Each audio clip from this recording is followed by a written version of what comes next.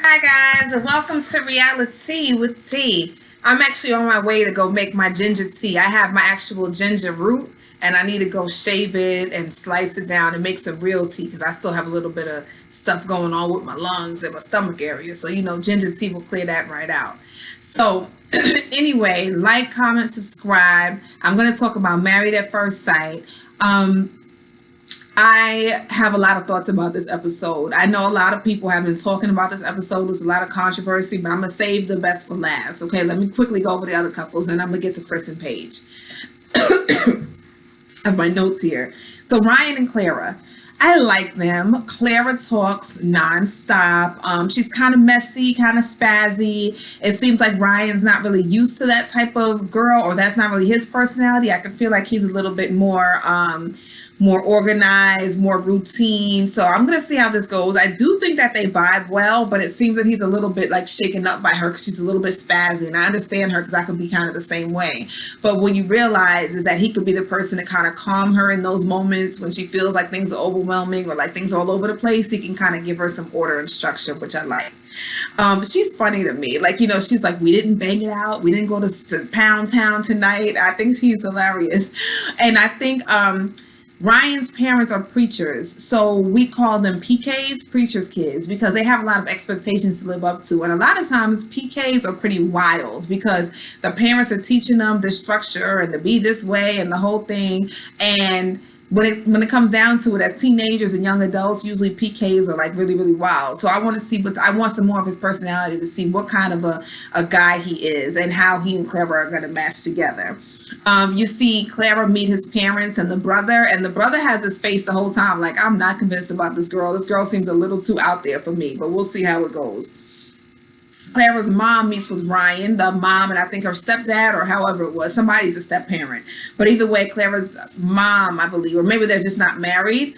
She talked about how they didn't give the best example to Clara or tools about how to deal with conflict. I believe, from what I was understanding, because I might have been, I'm a little in and out sometimes, but they don't argue. They didn't argue in front of the kids. And one thing about that, not arguing in front of your kids, it's a good thing because you don't want your kids to internalize it and feel like it was their fault. But sometimes arguing, as long as you show them how to solve it and the other end of the argument, how you guys have come back together, teaches kids that you can work through conflict. When you don't show any type of disagreement in front of kids, they kind of don't know how to deal with conflict or how to deal with somebody not agreeing with them. So that is probably a skill that the mother is saying we did a really bad job of showing her how to deal with conflict, because it seems like everybody just kind of like, when you act like there's nothing going on and everything is fine and you never speak about it, obviously everything is not fine and you're just holding it in, and then you wait until you blow up, or you're sitting there unhappy and you've never really resolved any conflict, which isn't healthy either. So, she said that they both need to verbalize their feelings and they both need to be patient with each other, which I agree with. So then we have Vincent and Brianna. Very attracted to each other. When Vincent's parents, I believe at some point they say, when Vincent gets mad, he's really mad. And I was kind of like, really? But I could see it. You know what I mean? Like, he seems a little bit spicy. You know what I mean? So we'll see how that goes. Vincent, he has his own business. He also has the real estate license.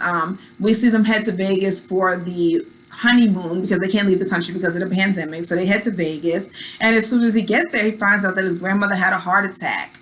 So, he's having an emotional moment, and Brianna was there. It was kind of just like, go ahead, handle your business with your family. And I understand her. We're married. We have all this time to be together. But go handle your business with your family. I'll be fine. I'm in Vegas. I could find something to do. The other couples are here. I'll be fine. Do what you have to do. And he really found that she was very supportive in that moment. That was very important to him. So, I respected her for that. I mean, there really wasn't much else that she can do or say. Like, what is she going to do? He has to go check on his family. So we'll see what happens if he decides to stay and come back or go or what have you. So, but we do see in the highlights, I think they do spend some time together in Las Vegas. So we'll see how that works out.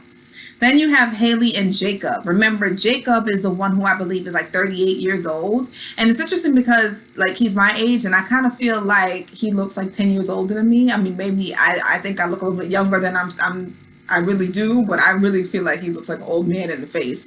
But for some reason, people are saying that he has a great body and he's good looking. So maybe because he is addicted to working out in the gym and all that stuff, maybe he's good looking. But I'm not really into that like overly testosterone type of guy that's like big and bulky and you know. I'm not into that, so I don't see it for him. But he seems to be a nice guy, an easygoing guy, a boring guy. Too low key for Haley. It's interesting that they matched them together. I'm already a little, well, not weirded out, but you're almost 40 years old. Okay, you're on Married at First Sight. I get it. You know, you've been waiting a long time to find somebody. You haven't found anybody.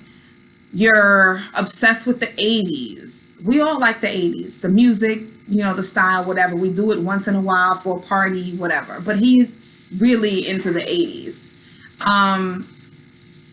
He doesn't like to socialize. He's very much into his house, and that's what we see. We see when he meets up with her family, he's showing pictures of the house. When he meets up with all these people, he just talks about the house, the house, the house. And he's probably like gets a lot of joy from any project that he's into. So he started a project and he finished it, and it came out beautifully. You know, he built a beach in his backyard. He has a spa going, the whole thing. He's proud of it, but it's almost like he's so socially awkward. He has nothing else to talk about. So that's really what, you know, because he stays home all the time working on that project, he has nothing else to talk about. You know what I mean? So really, I feel like only somebody who's into that type of a lifestyle, who doesn't have much else going on in their life, is going to be really entertained by you talking about your house and the gym and whatever else all day long. Oh, and steak and eggs, I believe he was talking about a lot. That's what he likes to eat, the steak and eggs or whatever. So I don't know. We'll see how this goes. As we remember, Haley is like a corporate type of girl. She probably goes out to Thirsty Thursdays at night. She's very social. She's brunchy. She's, you know, all over the place. So I don't know how that's going to work out with them. Either way, when they woke up that morning after the wedding, it was awkward. Jacob is talking nonstop, but again, he talks nonstop about the things that he is interested in, right? The working out, the red meat, the whole thing. His mom says that he has been a loner since he was a kid. She said when he was 5, it was like he was going on 85. And like I said, I can see it. We can see it in his face that he is like an older man, the way he acts, his conversation. I don't think this is a good match. I really don't. I don't think that this is going to work out the way it's supposed to. Let's see. But he's boring. He talks. So shows the pictures. That's all I really wrote about him, because again, he's kind of boring. So it'd be interesting to see how this works. But I do think he's a nice guy. He's probably a gentle, kind guy. Maybe they can make it work. Like, she's just a socialite and he stays home, but we'll see. Then we have Virginia and Eric. So remember, you know, Eric talks to her about the fact that he was married before. He ends up telling her family.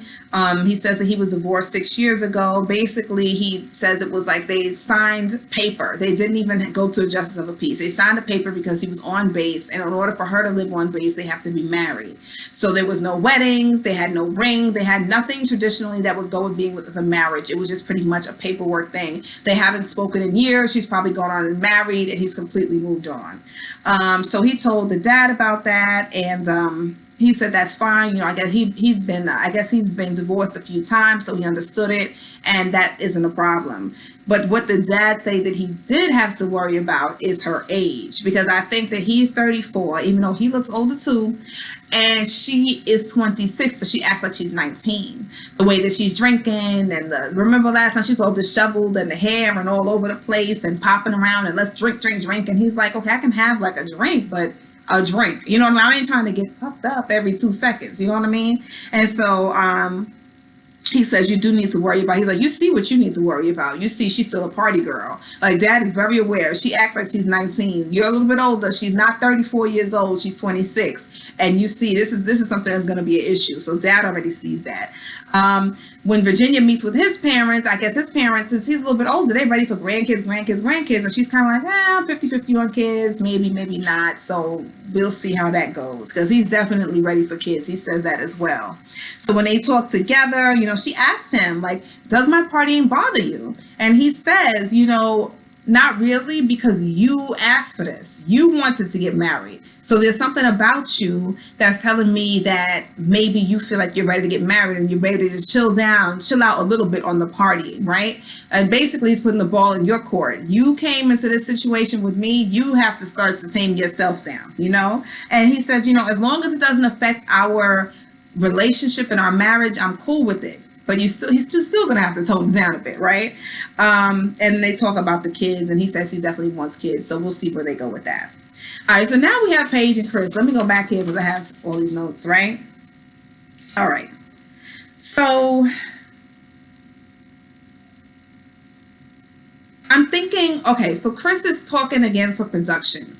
And he starts to talk about, like, she wasn't a 10 when they met, but, his attraction is growing. And all of the stuff that he's saying to production and to the other people, I'm like, does he realize he's on camera, that she is going to see this one day? You know what I mean? Even if you're not even allowing the attraction to grow before you start telling everybody in the world and the camera, remember, this is recorded and will be replayed over and over and over again, the things you're saying to people, that she is going to see this. So what if you do happen to fall in love 4, 5, 6 weeks down the line? Now you have a chance to go back and see you talking about her like this. It's almost like he doesn't really have, again, he doesn't know how to read the room. Socially, he is very awkward and just, it's something missing. There's a click missing there that he's not getting, so basically, remember, they had, she likes to call it, 2 moments the night before. They were intimate twice, in the evening and then in the next morning. So next morning he wakes up, he says he's going downstairs to go get breakfast. He disappears for like 2 to 3 hours. She calls him, no response. So she's talking to production like, yeah, I'm a little confused. I don't know what's going on. I'm not getting a response. Then Chris comes back up talking about, oh yeah, I had a panic attack. I'm still not good. And so then she sits down and she does with such composure, and she's kind of confused, but she's like, well, listen, you have to meet me halfway. Talk to me. Tell me what's going on. And he ends up telling her, on paper, we are good. Remember, on paper means, all of everything. If we were to bullet point our resume, they all line up. But the attraction, the physical attraction for me is not all the way there for you. So they had sex multiple times last night. So her thing is, now she's probably confused, probably hurt, probably embarrassed. I have never been told that. I guess I'm lucky. I don't know. But I've never been told that. So I can't imagine how hurtful and embarrassing and humiliating that is, to be told that by somebody that you just opened yourself up to, that you just married on national TV, and then to know that it's going to be televised. Like, I can't. Let's go back to the panic attack. Did he really have a panic attack? If he had a panic attack, what was it really about? I don't think he had a panic attack. I think that he's being manipulative. I think that maybe, there's a few scenarios here, but one of them, I'm just going to say one. I think that maybe he realized what he did was messed up, and he felt so bad about it. That could have made him have some emotion about it, right? Then he doesn't want to seem like, because everything with him is about image. So I feel like maybe he doesn't want to seem like the jerk that he is, right? Number 2, maybe he was on the phone with somebody, and he realized, I'm in this married at first sight thing, marriage at first sight thing, I made a big mistake, and maybe that could have caused some emotion. Number 3, remember, we find out in real life that he has his ex-fiance pregnant. So was he on the phone with her? With her? Did he just find out that he got her pregnant? Something happened within that 2 hours that I don't think was just him having a panic attack. Because I would want to know, panic attack, what did that look like? Some people have panic attacks so bad that they have to go to the ER. You know what I mean? What happened that was a panic attack? Or were you just emotional? Or, are you just doubting yourself? Like, what's going on? I don't know. I just feel like something about that was manipulative, because he's saying he's not attracted to her, and almost like he wants sympathy for himself, when in reality, she should be the one getting our sympathy. Okay. So now she has to meet with his parents, right? So she just got this bomb dropped on her. She has to meet with his parents, and she told his family what happened, right? And the first thing the mother says was, she said, I'm glad he was honest, I believe, right? The father says he was a gentleman, he was being honest, he takes his side, right? Then the mother says something like, yeah, I'm glad he was honest, I believe.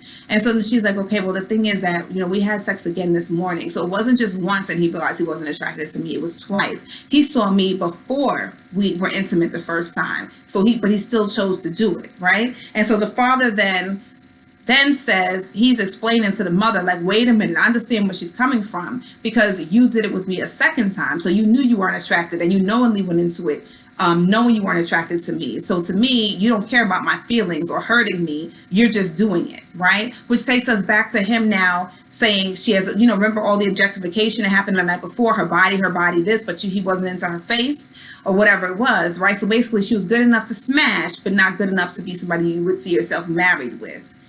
That's number one. Now, remember the father also, his comments about her, right? I like that the father went on the side of right instead of on the side of his son in this moment, right? Because he's saying, you know, my son was wrong in that aspect. Now, the night before, I feel like everybody is kind of jumping on Paige and saying, why did she do it? I felt the same way. I'm like, why would she be intimate with him knowing that originally she never had a connection with him? She said that. She didn't feel it in her gut. Then her friends told her to you know, to wait it out and make this guy earn his respect or whatever. And, you know, they felt like something wasn't right. So she was getting all of these red, yellow flags, right? And for her to still go through with it. But then I thought, okay, this is a highly emotional time. She just got married. So in her head, she's already thinking, remember she said so many times, God has ordained this marriage. God has us together. So she's feeling the pressure of this God thing. And the God thing you can be correct. God probably ordered these steps, but don't let that cloud your vision or pressure you into something that you're not ready for, because maybe that wasn't the right time for that. Because sometimes you could be so much into God made this happen, my God made this happen, that despite all the red flags you decided to ignore, the pressure from that is clouding your vision and you're just going for it even though you know it's not right in your gut.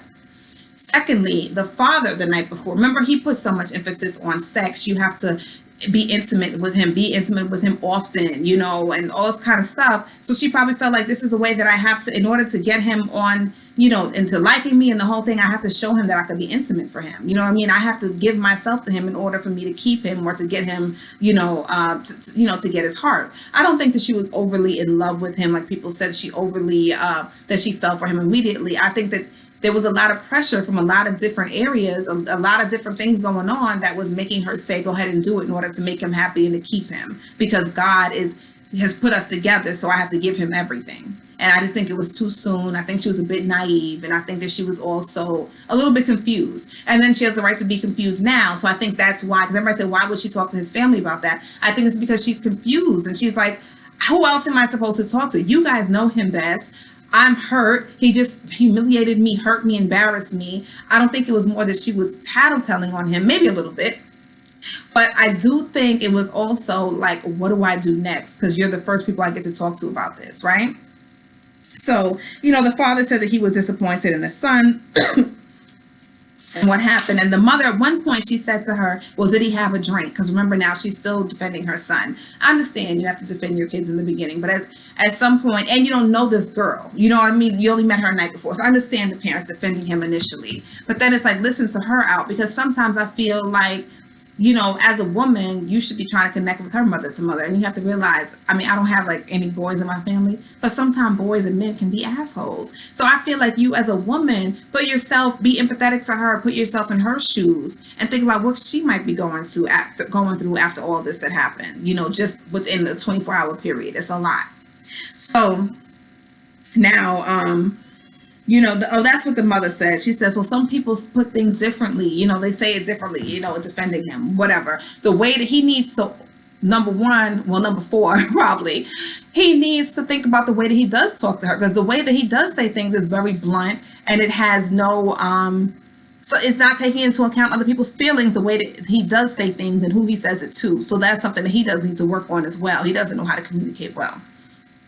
So, now dad has met with now the son. Now, I don't know why Chris didn't meet with her family, or maybe they just didn't show us that part, but Chris meets with his family again, and the father kind of confronts him, and it's such a weird tension-filled confrontation, because it's almost like the father wanted to fight him. He's kind of like, I have something to say to you, son. Like, did you do this? Like, was your intent to hurt her? Why would you do that? You know, he really did confront him. I like that he did that. And Chris is kind of sitting there like a little 4-year-old child that stole some cookies, and he's kind of like, well, no, I thought that it would bring us closer. And the father's like, okay, I can accept that, but, you know, I don't want you to hurt that girl, because I think the father can see that she is a nice girl, you know what I mean? And the intent, should not be to hurt her. And I also think the father knows he's on camera, so he needs to put up a front kind of that he cares, and he's not the big idiot that we saw the night before, right? So Chris is now embarrassed that she told his family about him, right? And Chris is crying when he gets back to the room. I think they went in the room. He's bent over the table crying. She asked him why. I'm thinking that she is being very, very sympathetic to him, empathetic to him. After what he just did to her and what he just told her, she's being very understanding, and she's still trying to be, you know, the wife. She did not break down. Another girl would have ran to the bathroom and broke down crying and been shaking in the corner. That might have been me, you know what I mean? But she is still keeping her composure. She's still listening to him. She's still trying to understand him and hear him out. And that would be so hard for me. Like, you just told me you're not attracted to me. I would be done. I'll be like, take off the camera. Like, I'm done with this. You know what I mean? Like, he just did this to me. But for some reason, she's keeping her composure about it. And he's crying now. He's so upset that she talked to his parents about sex. And so this is where the manipulation comes in. Right now, he's trying to make her feel bad for expressing herself and looking for some type of an answer because he was embarrassed and confronted by his dad. Then he comes with the, I'm from Chicago. We don't talk about sex in front of our parents. We don't play with our kids. We don't talk about it. He started giving like the rules of Chicago, which I don't know. So like my fiance is from like Illinois as well, and I'm asking him like, so they don't do this in Chicago? Like, I hate when people come to, I'm from this and that, da, da, da, da. Like, whatever. Like, you don't like what I did, let's discuss that. Okay, this is why I did it. This is how I felt. Did you ever ask how I felt after all of this? No, he don't care. He just cares about himself, right? And because I was embarrassed in front of my mom and dad, and we from Chicago, I live in Atlanta now, but we don't do that, and blah blah blah. Like, whatever. Okay. She then tells him, listen, I talked to my male friends about it too. And now, you know, now he feels uncomfortable, you know, because his sex life, he feels like his sex life should be private, and you're going to talk to all these people, and, you know, he feels violated and all this kind of stuff. These are all excuses because he has made an a-hole of himself and on national TV. He doesn't want, the thing about it is, I understand where she's coming from because I have a lot of platonic friends. And if something like that would happen, I can see myself reaching out to them. Like, is this something normally that guys do? Like, this has never happened to me before. How am I supposed to deal with this? They could be, men give the best advice because they usually, they know each other's behavior. You know what I mean? They know where it's coming from. So why not? These are my friends. And she told him, I've had these friends way before I met you. I only met you yesterday. So these are people I go to for counsel. You know what I mean? And this is what they said. Like, regardless, you don't have to like it. But remember, I'm the one hurt. So you don't get to tell me how to deal with my hurt. You don't get to tell me who I get to talk to when I'm hurt, who I go to for advice, because you hurt me and you weren't here for me to talk. You weren't here to talk to me about it. You didn't apologize to me yet. So I'm trying to reach out and see, I need some kind of resolution to this. You know what I mean? Because my feelings are hurt and I'm embarrassed. So of course he's twisting it around, and this is where I think that the psychopathy comes in, because the sociopathy comes in, because, you know, he keeps turning things around on her, not really taking accountability, you know, trying to play the victim, the whole thing, and that's the type of stuff that kind of twists up your mind, and that's why I see she's getting caught up in. So, you know, and it's funny, she said, I feel, she said, it seems like you have problems with a lot of different things. I was dying because it's true. Like, you have an issue with everything that I do. What about the stuff that you did? And she really didn't confront him really the way I would have about the things that he did. Okay. All the things that he did. Remember now, or at their wedding day, at the dinner table, he was already talking to her about sex and asking her inappropriate questions. And, you know, are you on contraception? So all of this was setting up so that he could have sex with her that night. Then you do that and you're going to tell me that you're not attracted to me?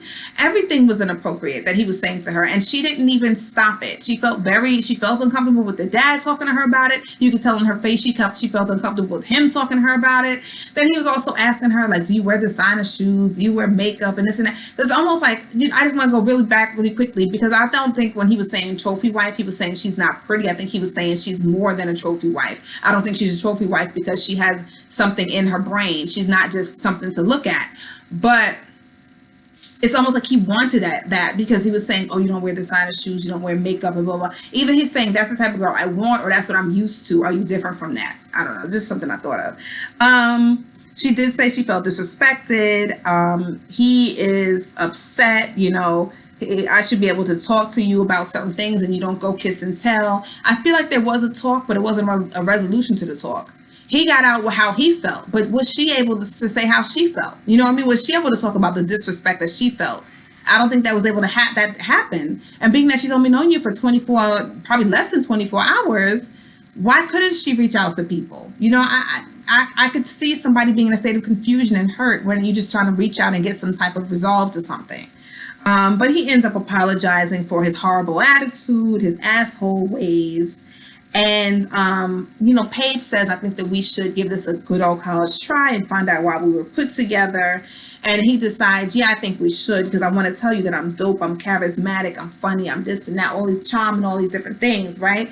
Again, I think you're a sociopath, right? Because somehow you got past Pastor Cal and got past all the experts, probably with your charm and wit, and they didn't know you were this much of an asshole. That's a sociopath, okay? That's characteristics of sociopathy. So, pathology, I forgot. I was supposed to take this class this semester. But somehow, and then Paige is able to say to him, well, yeah, there's a lot of things you don't know about me. I think you should get to know me too. And that's all he had to say. But the fact that he felt he had to list all of these positive qualities about himself was just kind of weird and off-putting. And I like that she's very straight and to the point, because she's more like me. Like, I don't have to sit here. I shouldn't have to tell you all of my positive qualities. I'm going to show you. You'll see it once we get to know each other. And she just cut it short. There's a lot of things you got to know about me too. You know, let's just give it a try. She is very good. For some reason, I think that, again, she still is using the pressure of being on a TV show, maybe whatever contract they have, maybe feeling like this is ordained by God. This is why she's staying in this. But I feel like if I could have, I probably would have ran for the hills, because this guy, to me, seems like nothing but trauma and bad news, you know? And I hope that after this whole thing is done, she's not traumatized forever. But they go on the honeymoon, and we'll see how it goes. Anyway, let me know what you guys think. Give me your responses. Like, comment, subscribe, share. And I will see you next week for Married at First Sight, the honeymoon section of the honeymoon, is it section or portion of the show? Talk to you guys soon. Thank you for joining Reality with T. Bye-bye.